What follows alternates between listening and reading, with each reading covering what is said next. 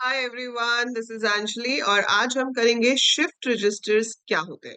अगर आपके पास सब्जेक्ट है डिजिटल इलेक्ट्रॉनिक्स या फिर आप पढ़ रहे हैं आपका computer architecture, so this topic would be there in your syllabus, right? So computer architecture and organization में तो हम ये पढ़ते हैं for sure, and it is there in some syllabus with digital electronics as well. So shift register basically क्या होता है? तो सबसे पहले हमने पढ़ा था कि रजिस्टर क्या होता है। रजिस्टर होता है a collection of flip flop जहां पर आप डेटा को स्टोर कर सकते हो, क्योंकि flip flop is the smallest unit which can store 1 bit of data। तो अगर आप 4 bit रजिस्टर ले रहे हो, that means you will be holding 4 bit of data in that. अगर 8 bit register है, so we will be holding 8 bits of data in that, right? So हमने किया था register with parallel load कैसे काम करता है, and now we have this special register जिसे हम shift register कहते हैं। So shift register का काम क्या है कि आपके पास register में set of bits होंगी, उसको आप left या फिर right shift कर सकते हो। So we can shift the register towards left or toward right. Binary arithmetic में shift operations बहुत important operations होते हैं, काफी सारे काम shift operations की help से हो जाते हैं। So shift registers play a very important role over here. So जब आप इसको read करेंगे, अब यहाँ पर आपके पास क्या है, shift register जिसका काम है shift करना।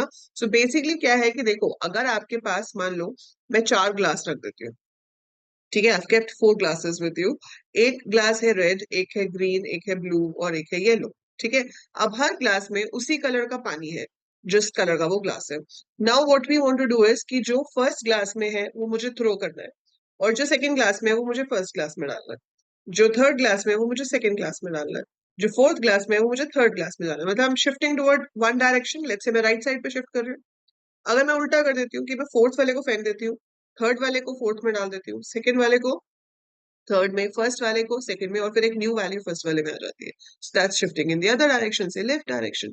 सो बिल्कुल वही काम आप यहाँ पे कर रहे होगे। आपके पास रजिस्टर्स है, आपको एक रजिस्टर की वैल्यू दूसरे रजिस्टर में भेजनी है to perform the shift operation. हम देखते हैं कि ये काम हम एग्जैक्टली कैसे करेंगे with the help of block diagrams.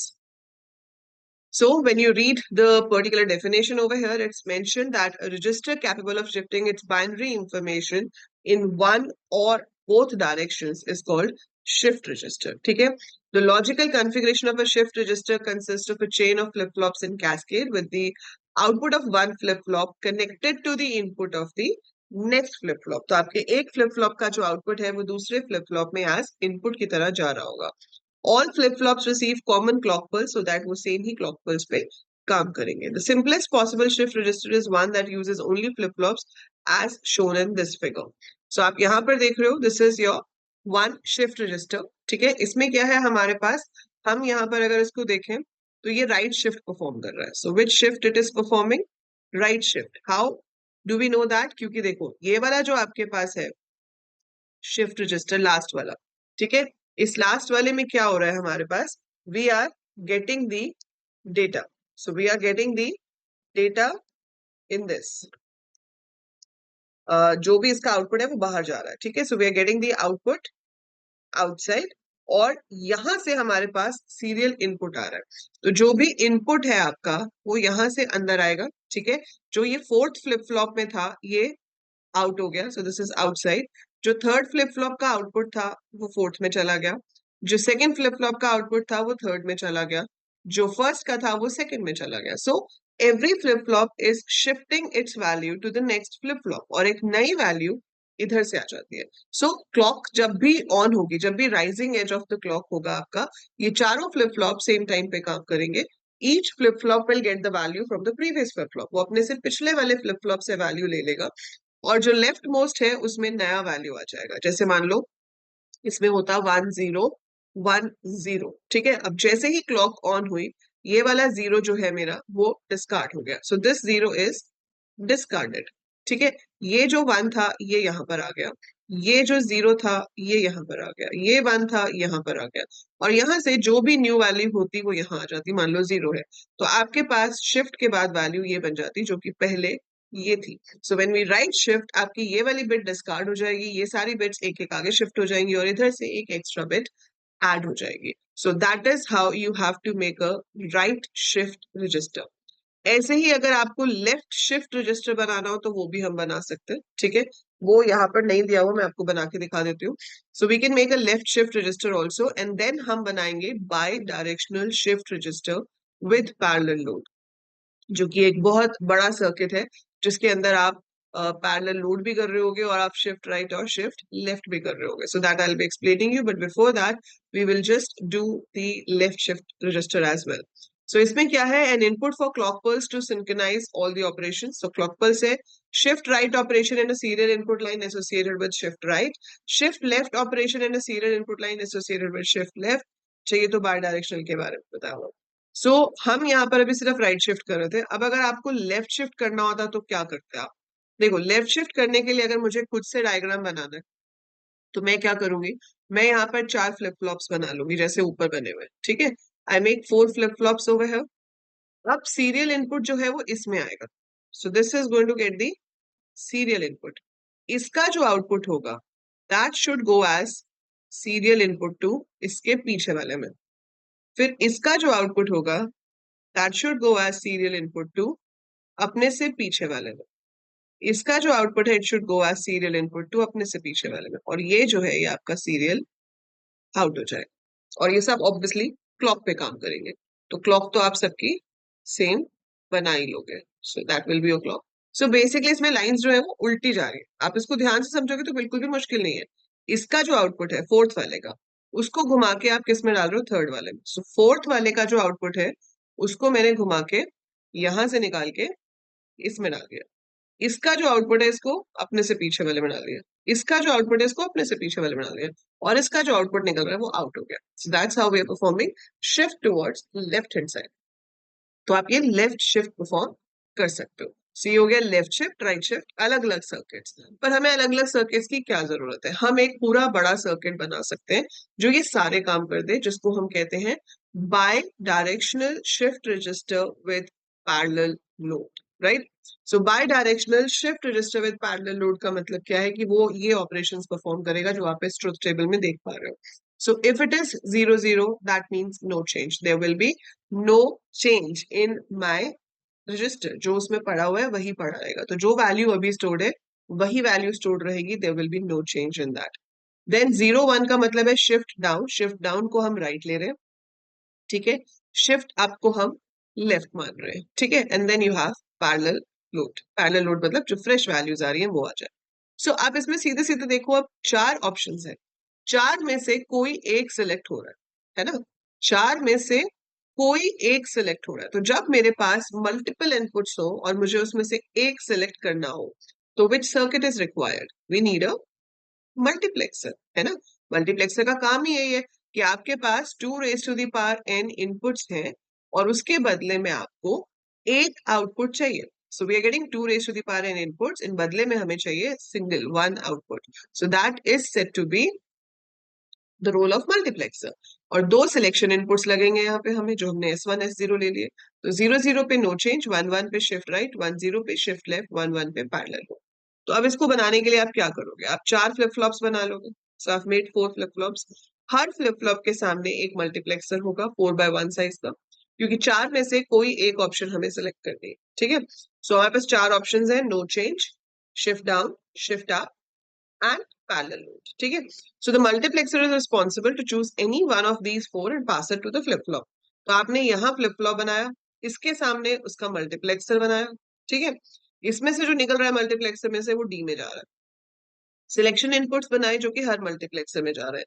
अब देखो ये जो पार्ट है ना, इतना सेक्शन, ये सेक्शन जो आप समझ लो अगर, तो उसके बाद तो यही 4 बार रिपीट होगा. This is repeating for the 4 times. है ना. Same thing is getting repeated. So यहाँ पर देखते हैं हम क्या हो रहा है. सो अगर हम यहाँ पर इसको अच्छे से देखें कि what exactly is happening over here, तो 0 पे क्या आ रहा है, ये आपका आउटपुट है. ये सेम आउटपुट को लेकर जा रहा है अपने ही मल्टीप्लेक्सर में. मतलब कि जो फ्लिप फ्लॉप में पड़ा हुआ है वापस उसी में डाल दो. आपको याद होगा जब मैंने आपको रजिस्टर विद पैरेलल लोड कराया था उसमें हमारे पास 2 ऑप्शंस थी, 0 एंड 1. 0 का मतलब क्या था, नो चेंज. 1 था पैरेलल लोड. वहां पे भी हमने ये जो सर्किट बनाया था कि 2 आपके एंड गेट हैं और उसके बाद ऐसे और में जा रहा है, this is actually what, this is a 2x1 multiplexer. वो छोटा था तो हमने ब्लॉक नहीं बनाया, हमने गेट से बना दिया. अब यहाँ पर भी एक्चुअली में तो यही है कि 4 एंड गेट्स हैं और वो सब एक और में जा रहे हैं, so that is your 4/1 multiplexer. सो उसमें भी हम यही कर रहे थे कि पहले एंड गेट में क्या जा रहा था, उसी फ्लिप फ्लॉप का आउटपुट, मतलब हमें चेंज नहीं करना। तो जो पड़ा हुआ है इस फ्लिप फ्लॉप में वही वापस एज इनपुट आएगा।